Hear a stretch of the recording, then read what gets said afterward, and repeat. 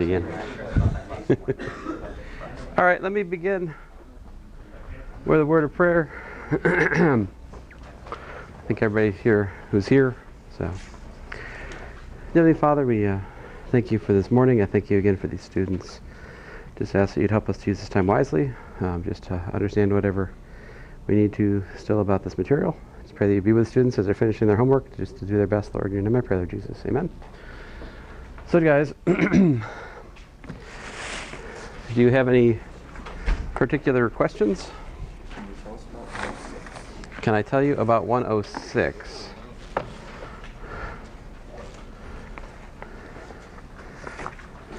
Probably. Let me see what I got here. Oh yeah, 106 is a very silly problem. So problem 106, what I meant to put for problem 106, and I don't expect you guys to change the problem, all right? So the problem can stand as it is. I mean, I've given you a page to write the solution here, but goodness gracious, you only need about an inch.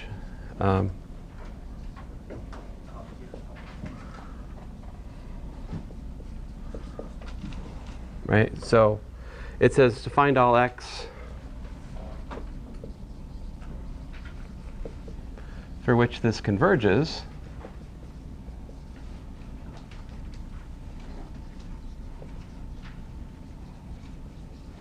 So, you know, you can pretty much solve this with the nth term test, right? Just call this thing altogether a sub n, right? What happens? The limit as n goes to infinity of a sub n. What? It does not go to 0, no. Far from it. Yeah, right, it blows up to plus and minus infinity both, depending on whether you're even or odd, right? I mean, it's divergent. Certainly this does not go to 0. Unless what? Yeah, unless x is equal to plus or minus 10. So what's the... So basically, I mean, that series diverges by the nth term test. Unless, what?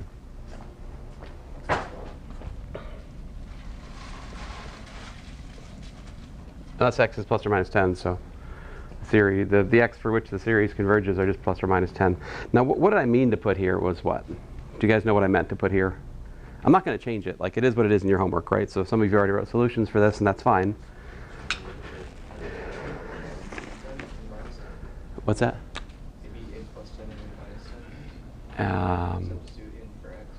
Yeah, what I meant to put was I meant to just put an n here and here. That's what got lost in translation. There's a problem like that in the notes that I wrote.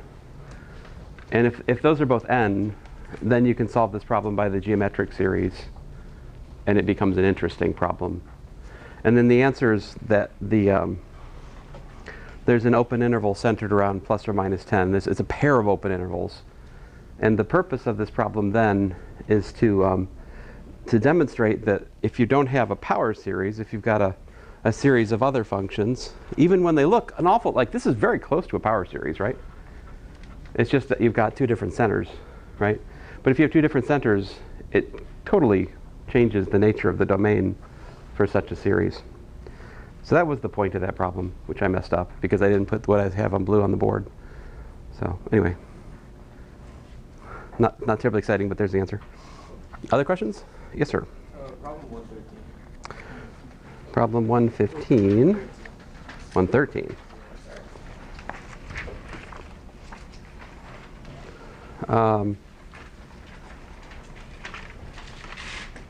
So problem 113, I'll just give you a hint.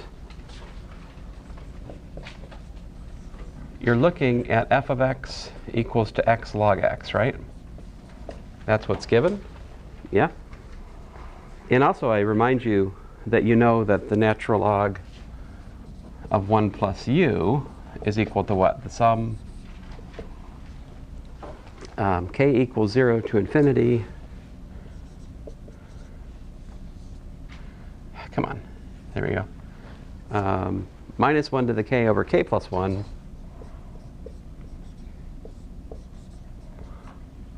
U to the what power? U to the k plus 1. Thank you, thank you.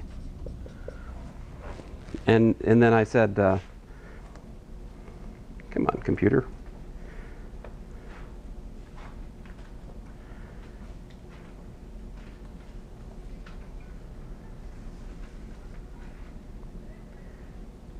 All right. And then I said to center it where? If I said find a Taylor series centered around 2, right? So what should we do? Shift it. And how do we do that? Adding 0 to x. Yeah, exactly. So what you want to do is just, this is 2 plus x minus 2, right? And then the natural log of, 2 plus x minus 2, right? And that doesn't quite do it, right? We still need a little bit more to really make use of the, are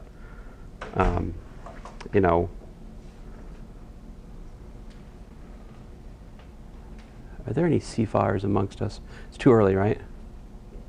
Yeah. I think tomorrow I told them to be gone because we have a math battle. So this should be a CFA safe zone tomorrow if you need a safe space. So so this is 2 plus x minus 2. And then how about this? We can factor 2 out, right?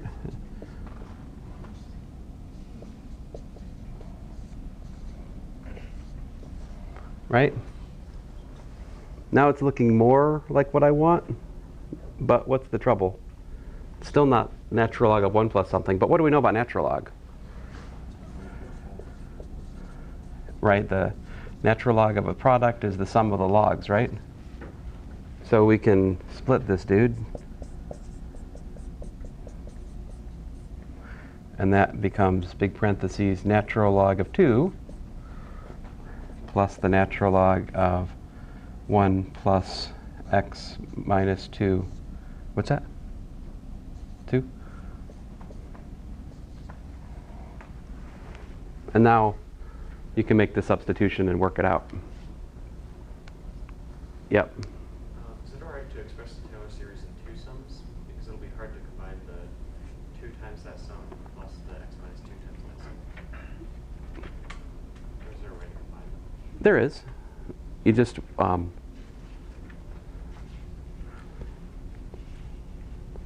there is. Let me see here. Let me try it on a different example. Example 3.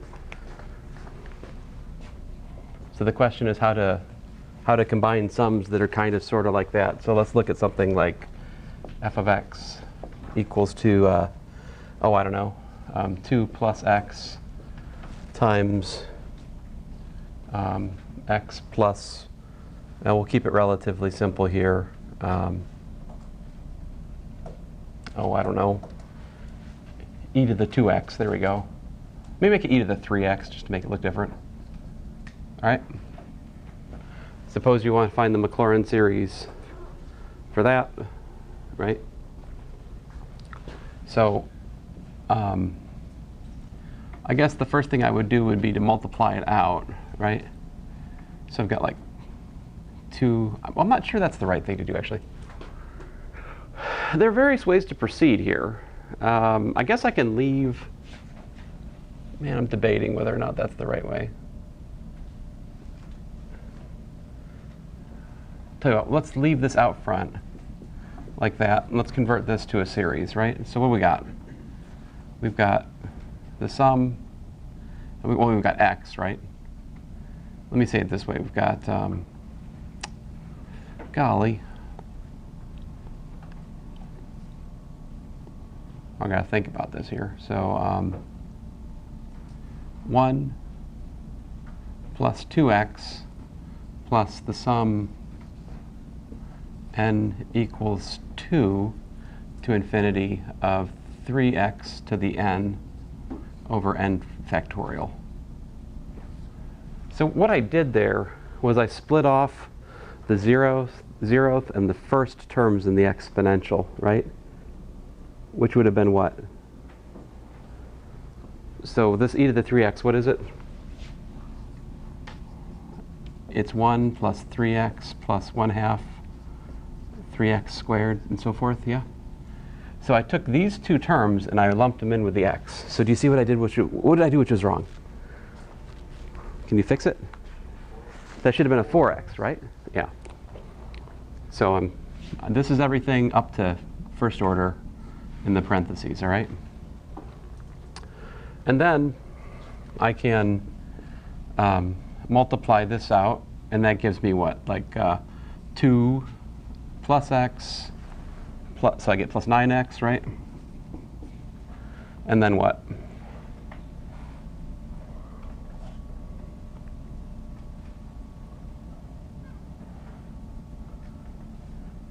Plus 4x squared, right? And then what? Then I've got to multiply this. So this is all the from these guys right here. Let me use some color coding. Right. So if I just multiply this by this, I get these three terms here, right?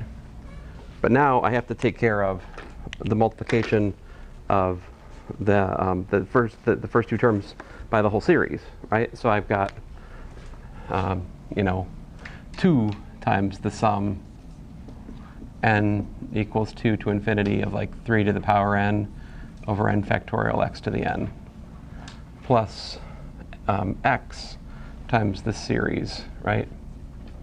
N equals 2 to infinity of 3 to the n x to the n over n factorial. And so I think what you're asking about, Sam, is roughly an analog of this, right? Like kind of leave my answer like that. And the answer is you can, but it's not really finished. I mean, like this is not the best answer. The best answer, we collect like terms, right? Just like when you multiply polynomials, it's common practice to like not have 3x squared plus 10x squared somewhere. You should combine them and have 13x squared, right? Same principle applies to series. So here, let's see here. So if you look at this, x squared is, let me just, one more step here before I do too much thinking. 2 plus 9x plus 4x squared plus the sum n equals 2 to infinity of 2 times 3 to the n over n factorial x to the power n plus the sum n equals 2 to infinity of 3 to the n over n factorial times x to the n plus 1, right? So how do you combine sums like that? What do you have to do? Maybe first of all I should like split off up to quadratic. It's kind of special, right? So let's peel off anything that's order 2 in here, so that this starts where? This starts at quadratic order. It starts at order 2, right? Where does this start? 3, right? So we should probably peel off the n equals 2 case here and put it in the start. So let's do that. N equals 2 is giving me what? 2 times, it gives me 9, right? So I get a 9x squared from this, so that gives me 2 plus 9x plus 13x squared, right? Then I've got plus the sum n equals 3 to infinity, 2 times 3 to the n over n factorial x to the n, all right? So in order to add two series, we have to have them have the same format, right? You have to have the indices, the index structure matching.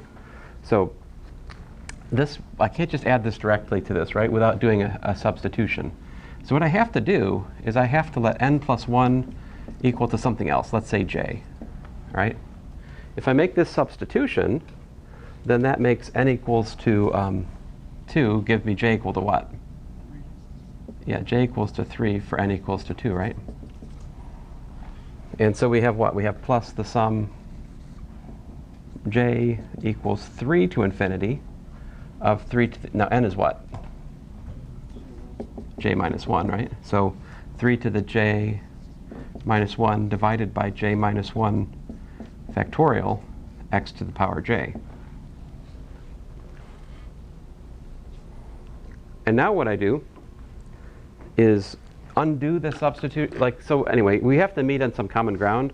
Either you need to switch them both to the letter j, switch them both to the letter n, or pick yet another letter and switch them both to that. So I'll pick another letter, a third letter. And so to this next step, I'm going to let n equals to k, and I'm going to let j equals to k, so that they both have the same pattern, same index structure. And I'll just rewrite it this way. This is the sum. And since I'm tired of writing, I'm just going to go ahead and make the final step here. K equals 3 to infinity, parentheses, well, almost final step, 2 times 3 to the k divided by k factorial. That's what I get from the first summation. And the second summation, I get plus what? 3 to the k minus 1 over k minus 1 factorial, right? Parentheses, x to the power k.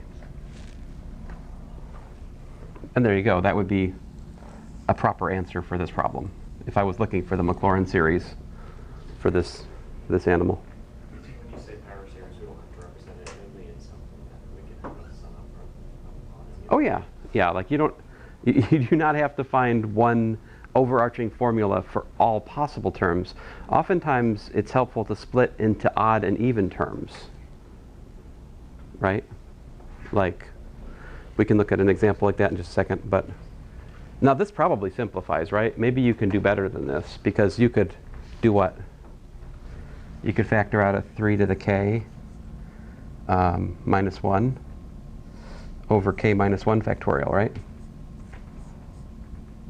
And what would that leave you with? That would leave you 2 times 3, right? Which is 6 divided by k. And what would this be? Well, 1, right? So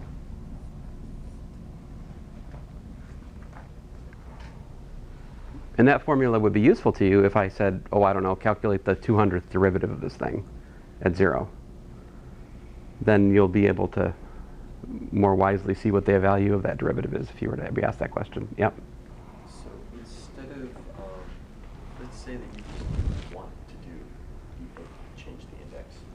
Instead, you incremented it 1.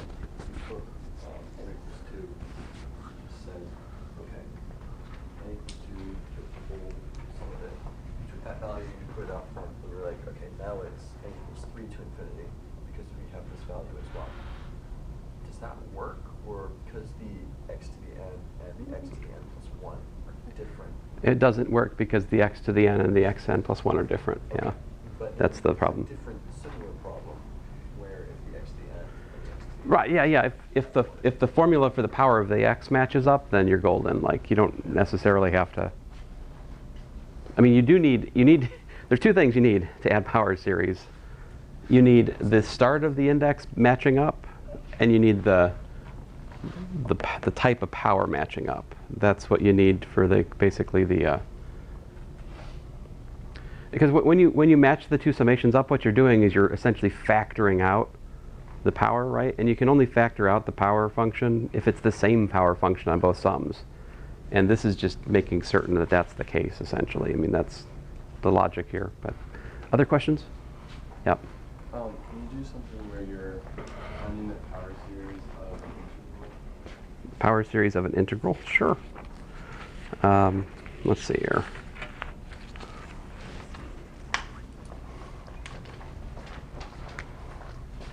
Let's see here. Is there a particular one you have in mind? No, I know. All right. Well, let me try to keep. I'm going to try to keep picking on this issue here. Okay. So suppose we're going to integrate. Oh, I don't know. X plus x to the 10th times the hyperbolic cosine of x to the 4th dx.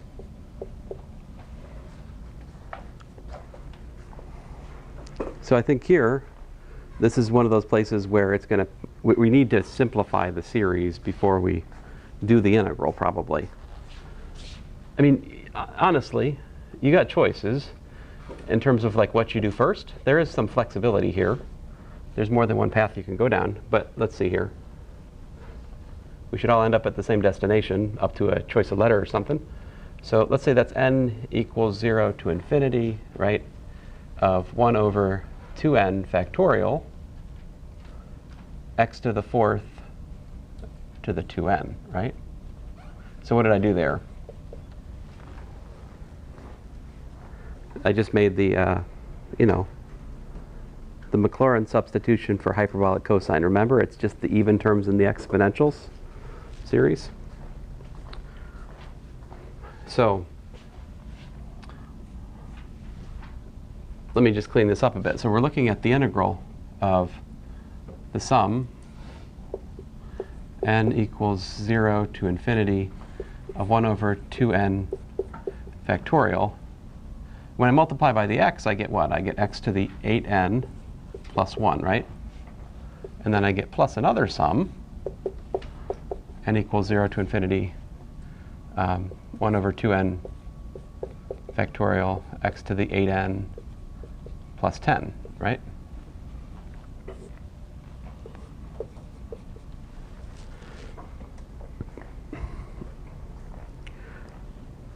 Now, maybe the integral that you had in mind wasn't this complicated, right? But the idea is the same. Like all these integral questions, like you just take the integrand, convert it to its appropriate Maclaurin series or whatever, or perhaps Taylor series, depending on the application. Most of my integrals, if I have bounds on it, I've asked the integration from 0 to 1, you know? So, you know, I would not ask, this one I would not add bounds and ask a definite integral on the test. Why? Why wouldn't I do it? If I was to ask you to approximate this integral to within a certain tolerance, that's not an appropriate test question. Why? Why is that? Yeah, it's not alternating. So how do we bound the error in non-alternating series? Yeah, there's an estimation test for the integral test, and that one is pretty hard to flesh out in this context. So it's actually a much more difficult question if it's not alternating to answer precisely. Now, if you want to do a back of the envelope calculation, you can kind of just start calculating it, and just like a general rule of thumb is, even though the alternating series estimation test only applies to alternating series, it does give you kind of a back of the envelope estimate for other things. As long as you see the terms are getting small stupidly fast. It's not crazy to try to like guesstimate, right? But that's not a mathematical proof. It's, you know. Okay, anyway, so then what do? We integrate term by term, right? So how do you integrate? We add a constant plus the sum. And here, you got to be careful, right? 8n plus 1. We add 1. What do we get? 8n plus 2, right? Parentheses are your friends. 8n plus 2. And then plus the sum. N equals 0 to infinity. 1 over 2n factorial times 8n plus what? 8n plus, yeah, 11. And then x to the 8n plus 11. And that's the answer. And there's nothing more I can do unless I was asked additional question, like maybe I ask you, find the first 3 non-trivial terms in the antiderivative Maclaurin, the Maclaurin expansion for the antiderivative here. You know, then you could find something out. Why can't I simplify these? Why can't I simplify these? What's the difference between these sums versus those sums? These are overlapping, right? From 3 to infinity, these have the same powers, all of the same powers, right? How about these? Is there any overlap between these two? There's no common x power you can factor out, because this is even, this is odd, right? So you don't want to, like, so we couldn't just like take out the summation and just like leave. well, you could do that, but then it wouldn't be a power series. Because a power series is supposed to be a sum of power, like numbers times powers. If I join these together, technically, is it really a power series? So I'd like to see two sums, yeah. But yes, sir. How would you be able to find the constant? Like, would you give us like a y of something equals something and then plug it in? Like, how would we find the constant? Oh, you don't find the constant because this is an integral. This is an indefinite integral, and so the answer is always a family of functions, right? Which Well, I mean, if you wanted the first three non-trivial terms, then oh, the first three non-trivial terms, sure. would it be like the constant? The constant plus Whatever. put n equals 0 into this. What do you got? Looks like you got yourself at 1/2 x squared. N equals to 0 over here is a little bit bigger. Let's see here. Actually, the first three non-trivial terms gets a little bit tricky with these in the sense that it could be that like one sum, if they weren't both based on 8, if one was based on like 2n, the other one was based on like 8n, you could have the situation where this one picks up the first three non-trivial terms before this one even appears in the running. But here they're both jumping by 8, so that's not going to happen. So the first one here is the 11th power, which I think is 1 over 11 x to the 11th. And then what? What's up next? I guess n equals to 1 for this, which would be what? Like 2 times 10, 20, right? 1 over 20 x to the, what did I say? Yeah, 10. Oops. Well, my bad. I mean, so yeah, it actually did happen, didn't it? But yeah. And then n equals 1 will take you where over here, like the 19th power, so that's enough, Okay. Now, follow-up question. If the question was find the first three non-trivial terms in the Maclaurin expansion for the integral, is what I did on the board the right way to do it? The answer is categorically no. This is absolutely the wrong way to calculate the first three non-trivial terms. If that's the if that's the total question, find the first three non-trivial terms, I'm doing it wrong. This is a good answer if I'm asked to find the power series solution, the complete series solution. This is the complete series solution. This is just the first three terms. If you're just after the first three terms, you can use like plus dot dot dot, collect terms, approach. So in this case, you just got x plus x to the 10th times the power series for Cauchy, which is what, 1 plus what, 1/2 the square of the input, which in this case is x to the 8th. And if you just multiply this out, you get your, oh man, how did I lose that? Oh, I got to integrate, right? So this is x plus 1/2 x to the 9th, right? Plus x to the 10th, yeah? Plus dot dot dot dot. And when I integrate this, I get those terms. So writing this mess would be a waste of my time on this question if it was just what I was asked. Yes, sir. You don't get those terms though. Ah, what? It's just out of order. Oh. Out of order. Yeah. Yeah.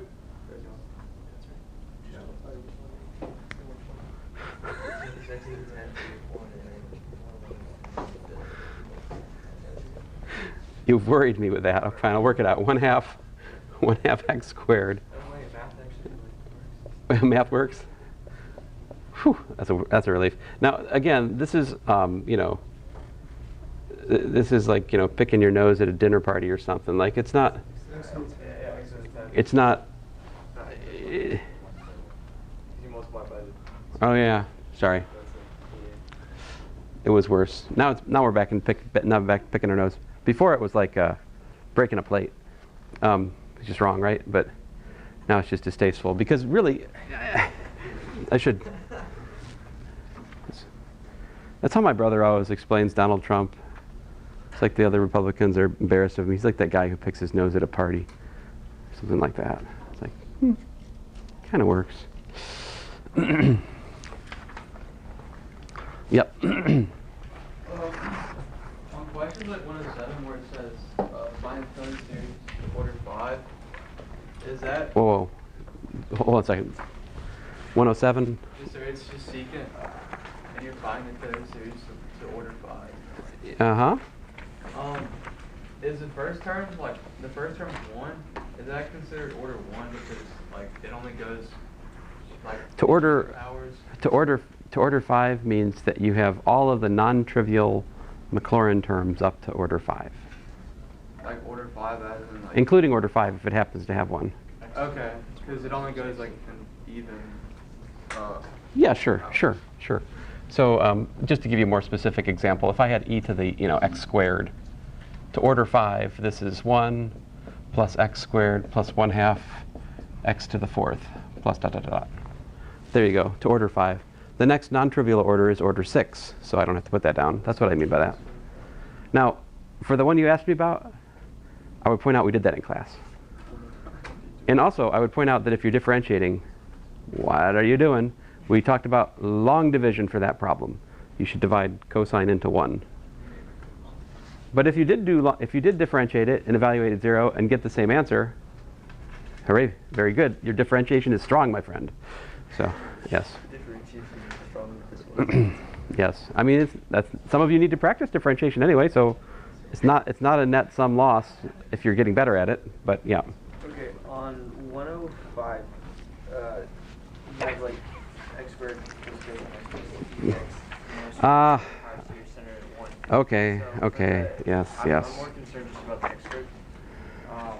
Do you do Taylor series on that? so, Or do you do x like Yeah, this problem 105 is easily the most diabolical of all my homework questions. Yeah. It has a lot of moving parts and pieces, and this kind of stuff I'm erasing right now. All of that's happening in this problem 105. Lots of that. So problem 105, I foresee the answer, the best answer, would have formulas for even, formulas for odd, broken out separate, and also formulas for the first few terms broken out separate. All right, so let me just break it down bit by bit. I'm not going to do the whole problem, obviously, because, well, but I have x squared, I got to work with that. I've got cosine of x, I got to work with that. I've got e to the x, I got to work with that. I'm supposed to center at x equals to 1, right? Or in the other language, x naught equals to 1, or a equals to 1, right? So, there are different ways to do it, but like the adding 0 trick is pretty handy, right? So the x squared is just 1 plus 2 times x minus 1 plus x minus 1 squared. It's easy enough to FOIL that out and check that that's an identity, right? So I find the adding 0 there is handy. Of course, if you wanted to, you could just do Taylor's theorem on that. Does Taylor agree? Does Nicholas agree? Oh, he's deep in thought. I'll allow it. So no one, are we okay on this part? All right. Yes, sir. If you did just a Taylor series of x squared, would you just go like x squared and derivatives 2x and then 2 Sure. and 0, and that's Yeah. all you get? Yeah, you could do that. Here, let's do x cubed plus, x. Let's expand this one around 1, just for kicks. So this is the kind of problem that is actually not too bad to do with direct application of Taylor series, right?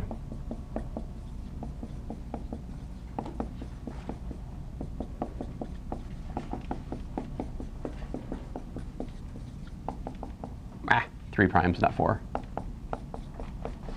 And that's as far as it goes, right? Because this is a cubic, and it's 4th and 5th and 6th and 7th and 8th and 9th. And you get the idea. All of the higher derivatives are 0. So all you got to do is plug in 0. Of course, 0, 1. Oh, my bad. What was I centering around? So what would happen if I plugged this in? What would happen if I did this? What would you get? You'd get x cubed plus x. Why is that? Because x cubed plus x is its own Maclaurin expansion. It's already a power series centered at 0 as it's given. So to make this problem, this add-on comment here interesting, let's make it at 1, right? Now, and what do I have to do too, annoyingly? It's not going to fit in here. X minus 1. Sorry, it's tiny. It's hideous. My bad. E. You should have brought your binoculars today.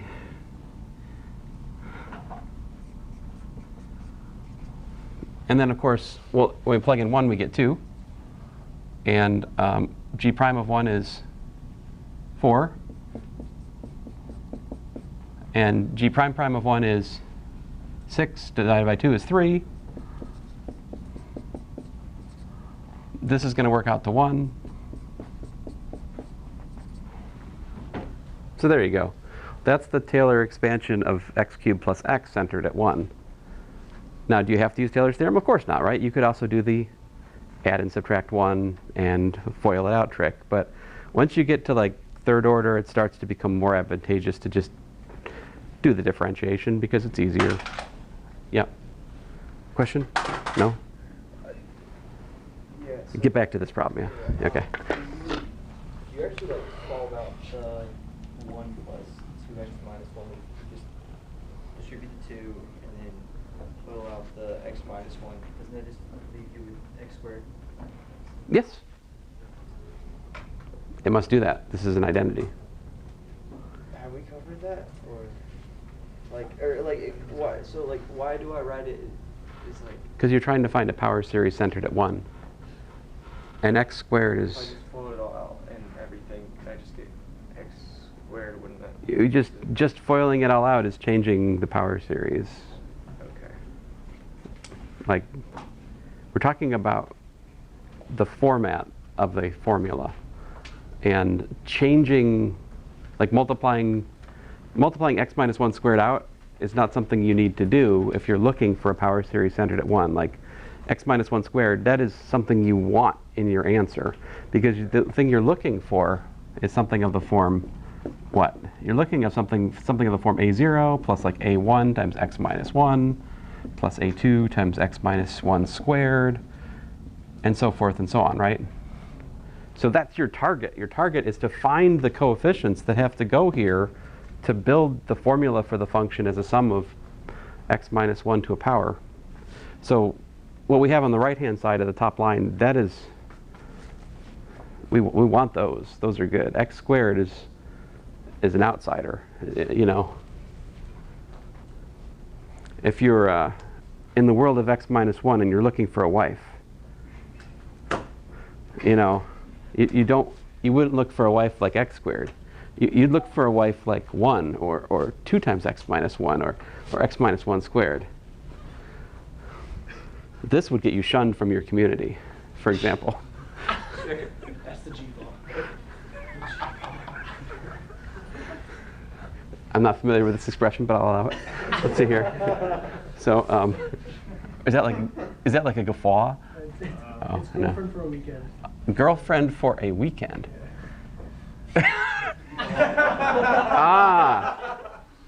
So where there is C-fa, there is G-fa. I see. I understand now. Hmm.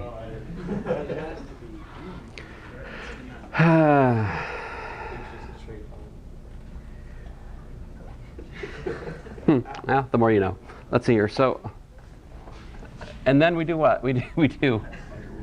All right. So cosine of x minus 1, cosine of 1. Did I tell you guys you're my favorite Calc 2 class this semester? So you're minus. Oh, that's also true. Yeah.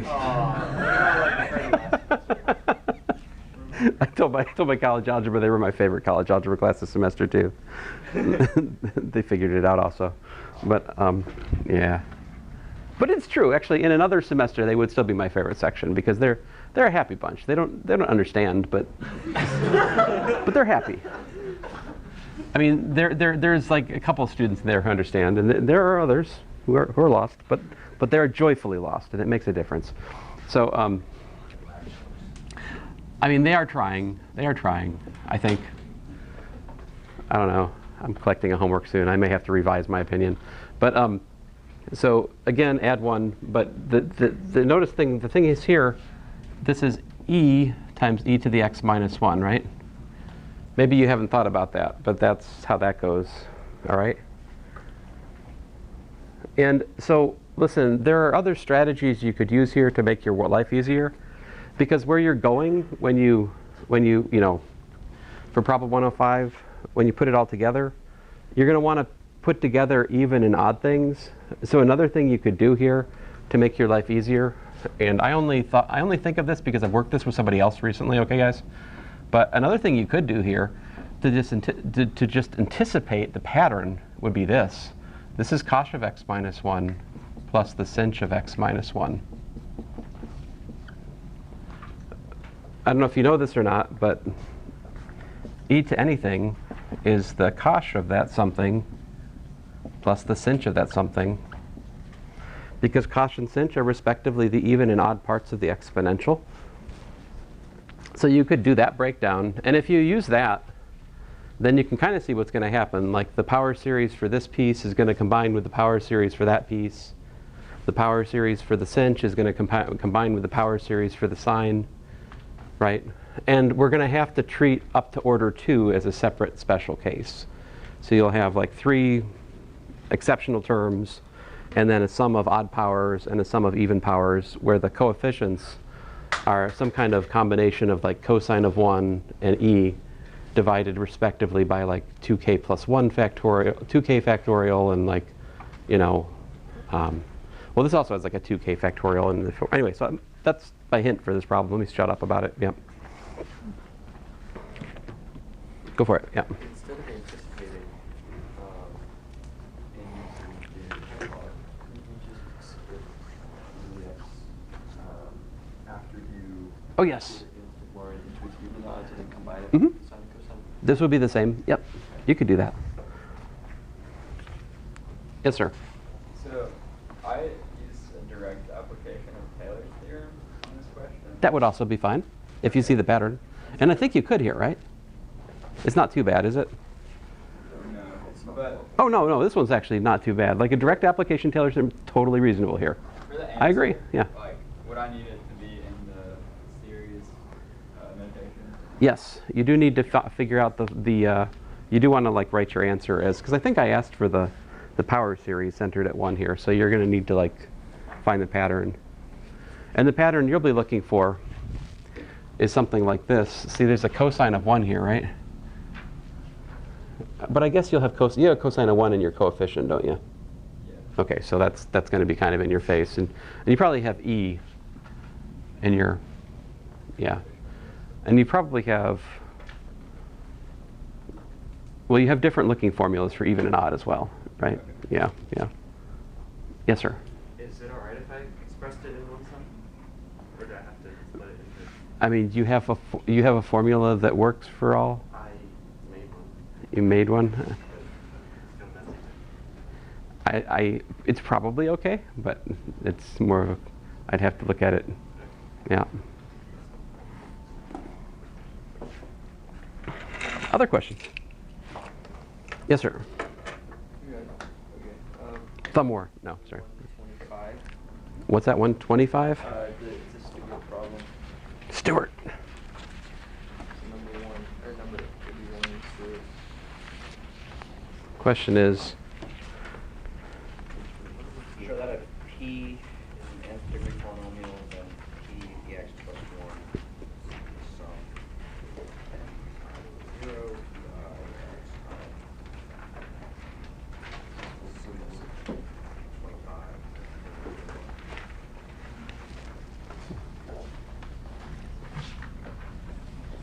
section 11.10. Some of you are like, wait a minute, there's problems in the book at the end of the homework? If that is you, I know what you're doing the rest of the day. Let's see here. Same thing as me. Let's see here. No. So you're supposed to show P of x plus 1 is equal to the sum I equals 0 to infinity. This is not the imaginary number I, obviously. Infinity, no. N, how about that? That would be better. And then the ith derivative of x evaluated at I factorial. Wah, wah, wah. Wah. Wah, wah, wah. Huh. Interesting.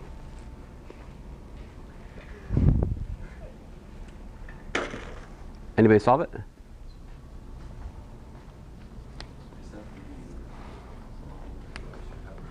You're given that P of t is the sum, let's say, I'll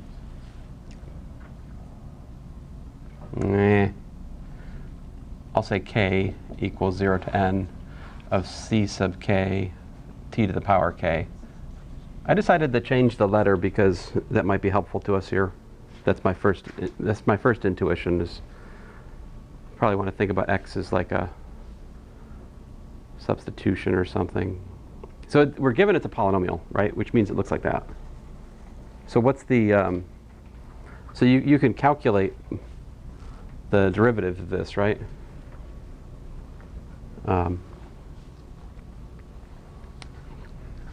So how's that go? P prime of t is what? The sum k equals 1 to n of k times ck t to the k minus 1. If you differentiate it j-fold times, what do you get? Or, yeah, j-fold.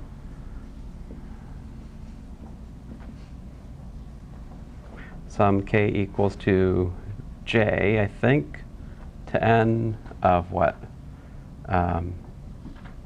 K times k minus 1 times k minus 2 dot dot dot dot k minus what?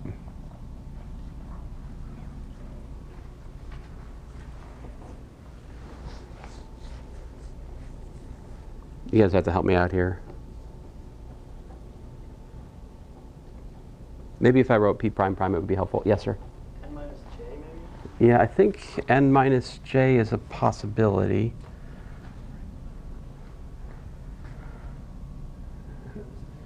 Yeah, because it's got to be t to the what? T to the k minus j, right? For j-fold differentiations, we lower the power by j. And does the counting work out there? Do I have j factors? Are there j factors here? 1, 2, 3, da da da j. Are there j of these? Of course, I'm missing what? I still need to write my what. That's still there, right? So I'll put it up front.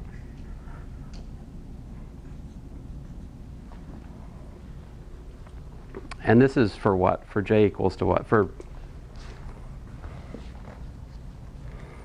1 less than or equal to j less than or equal to n, I suppose. What happens in the nth derivative?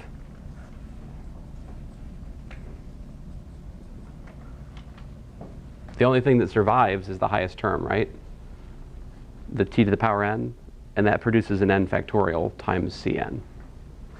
So you get n factorial cn. That's how this. Here's the start of the, well, what's, well, here's the start of the story. Here's the end of it.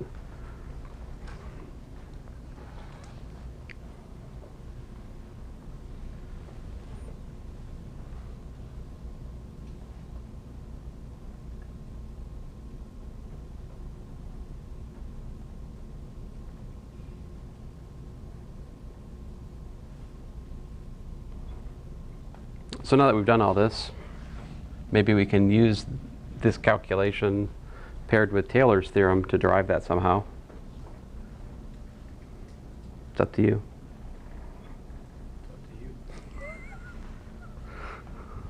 Dang it. Hey, wait a minute. This isn't my homework. This is your homework. Why am I doing this? Because what? Because I enjoy doing it? Oh, man, you caught me. And they pay me money for it, too. I know, right? Well, this is, as I've explained to various people at various times, this is pretty much the only avenue in life that you come to a room full of people and talk to them about math for like longer than 10 minutes and not have them leave. This is pretty much it. Try it anywhere else, see what happens. Same is true for physics, but that was one of the great joys of having Crazy Paul as a friend. We'd like be buying books in the bookstore, and he'd try to strike up a conversation with like the cashier about like momentum. Like, do you know about momentum? It's really interesting. Blah blah blah. It's just like, no one cares, Paul.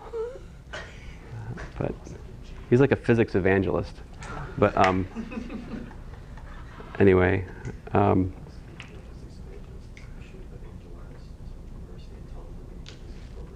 We have an online physics program, but we are actually going to propose a residential physics major this term. We have done it before. Like every 5 years we do it. And then we're ignored. But anyway, okay, so I think this is something like, okay, so we're looking, this to me, this reeks, this smells like Taylor's theorem with, let's say, T naught equals to X.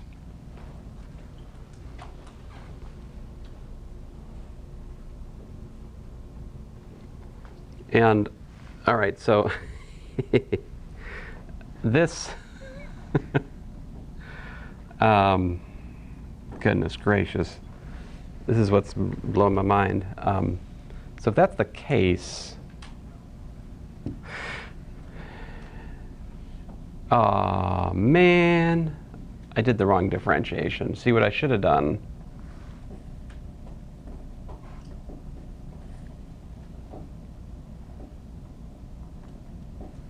Well, curses. Scrap the homework problem. Make it bonus? You guys, I just got a complaint in my physics course about extra credit. I can't do more bonus in here. Somebody complained about there being extra credit in physics. I wish I was making that up. Let's see here. So, I'll take those. so you'll take theirs. That is funny. All right. So, P of. So what I'm thinking is I really maybe I should be thinking about Taylor's theorem on the function like g of t equal to p of t plus 1.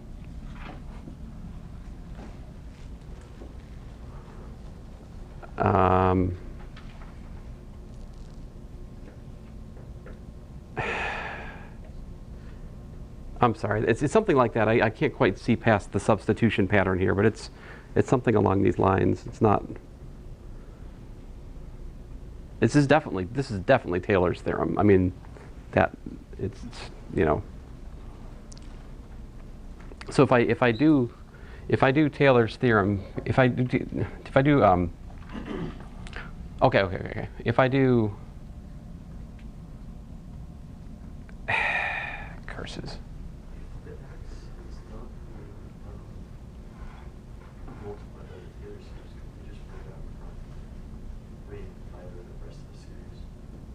Oh, that's an evaluation of x. That's not a multiplication of x. That's like, this is of x. This is not a multiplication by x. So it would be like putting x into these formulas. Okay. So like, for example, p sub j of x would literally be this.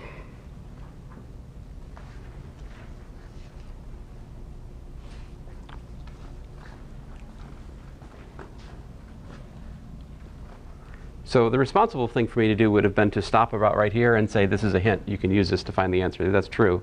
Everything that I'm doing past that calculation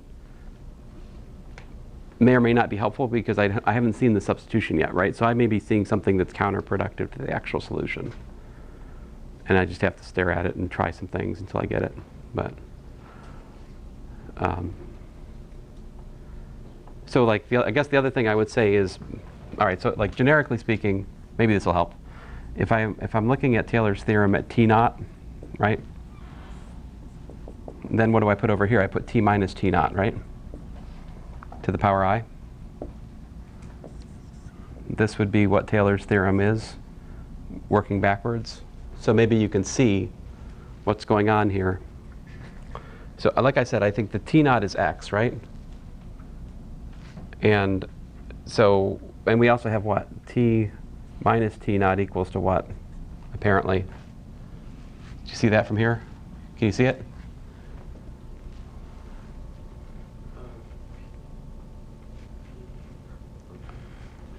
So I'm spending too much time on this problem. This problem is not that important. There's a 1 here, right? 1 to the power I. So my point is that this is apparently 1.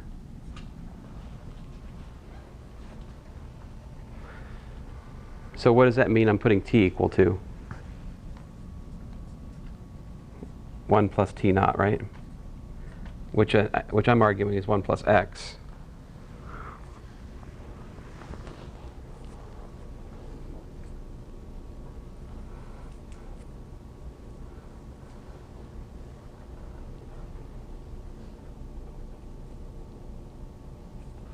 I think that's it, but you just got to understand it.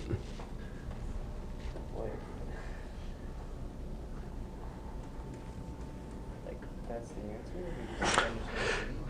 So what I'm saying is you can find the Taylor series for a polynomial at T. So the Taylor series for, so this would be, here is P of T, right? Do we all agree about this? Step 1, the Taylor polynomial for a polynomial centered at T naught is exactly this. No one should have trouble with this. This is just doing what I did in the upper corner there for an arbitrary polynomial instead. All right? Then fine. And then I'm trying to derive this identity, right? So you're subbing in x plus 1 into t? Put T equal to, well, first of all, then next step is put T naught equal to X. So 1 is this. Step number 2, T naught equals to X. All right?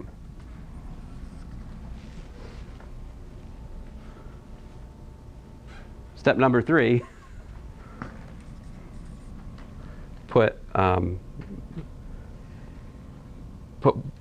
so then that would make this here what? To make it more explicit, that would make this T minus X, right? This step right here, right? See that? So then what happens when you evaluate this expression at 1 plus X? When you evaluate this at 1 plus X, the X's cancel, you're left with 1 to the I, and of course this is, like I said, T naught is equal to X, and that's the formula. So that is actually the solution. So, and I never actually had to, I was thinking I was going to have to do some kind of direct calculation here, and it turns out, I mean, you could go down this path, but what you'd essentially be doing is rederiving Taylor's theorem in this context, which is not that hard because it's a polynomial, but so I guess this wasn't necessary.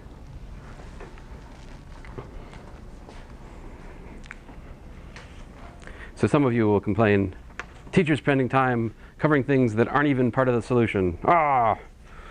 So yes, that is true. I do that sometimes. Why? Because when you're thinking through a problem, you don't always just think thoughts which are part of the solution, right? You have to put all your cards on the table, sort through them, and see what's helpful.